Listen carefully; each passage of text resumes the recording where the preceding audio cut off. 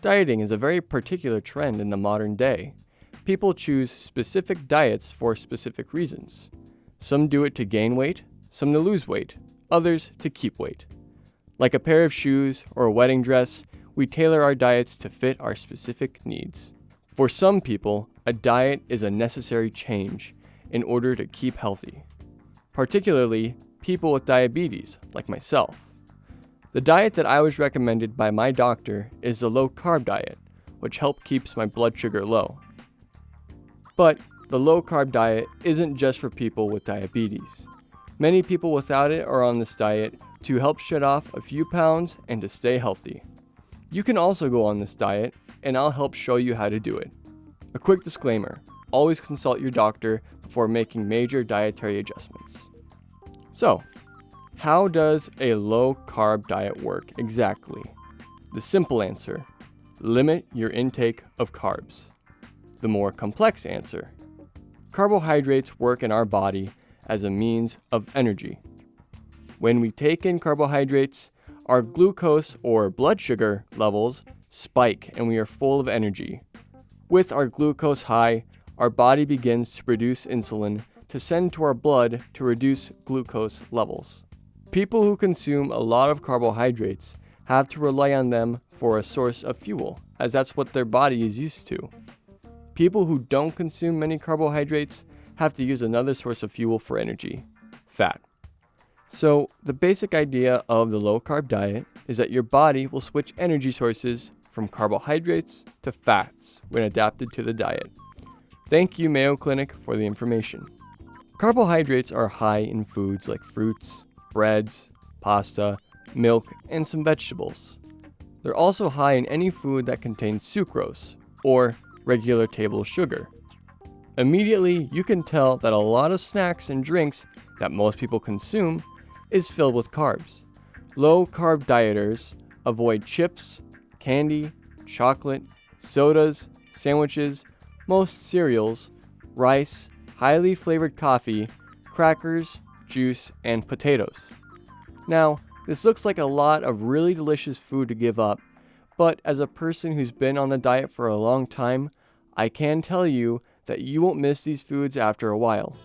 Plus, there are alternatives to these foods for low-carb diets, but I'll get to that later. I talked a lot about the foods you can't eat, so let's get to the good part, what you can eat.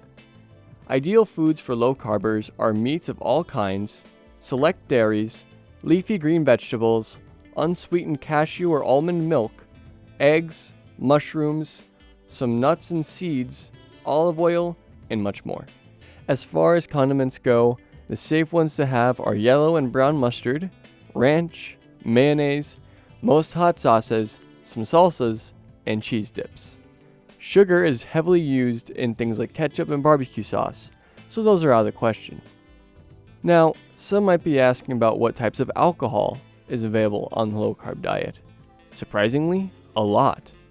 The low-carb dieters' drinks of choice can be whiskey, brandy, champagne, cognac, vodka, gin, and tequila.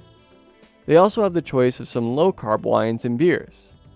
Just make sure not to use juice or soda mixers into your drinks, or use low-carb sweeteners. An extra advisory about alcohol and low-carb diets. Alcohol tends to impact people on low-carb diets quicker. It doesn't take much alcohol either, so be very aware of that should you decide to have a glass.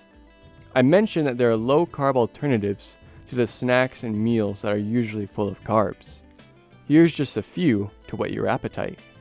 Atkins brand meal shakes. They come in an array of different flavors, such as chocolate, strawberry, vanilla, and mocha. They're anywhere from 2 to 3 net carbs a pouch and are pretty filling. Quest brand chips. In flavors like nacho cheese, ranch, and barbecue, they satisfy that much needed crunch. The small bags come in at 3 carbs each. Jimmy John's Unwiches. An unwich is like a sandwich but uses lettuce as bread instead of regular bread. These leafy wraps is able to fit all of the meats, cheese, and toppings that you could want without all the carbs. A healthy choice for fast food. Here are some extra tips when approaching a low-carb diet and your appetite as a whole. Check the nutrition labels on food. This is one of the most important things to keep in mind, as it tells you how many carbs is in the food.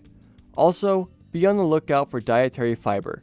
When inspecting carbs, you can subtract the total amount of grams in carbs from the total amount of grams in dietary fiber to get the net carbs that actually affect your blood sugar. Drink lots of water. Most people don't drink enough, or drink other beverages to satisfy their thirst, when it only satisfies in taste. Keep a renewable water bottle on you at all times and have a swig even when you aren't exactly thirsty. Your body will feel a lot better, and it can stave back hunger. The more low carb you eat, the more your taste buds will become attuned to the taste. You'll experience flavors that you wouldn't have been able to due to the high sugar content in most foods. And with that, I hope you have a better understanding of how the low carb diet works, and that if you decide to adopt it, you take it on with confidence, perseverance, and diligence.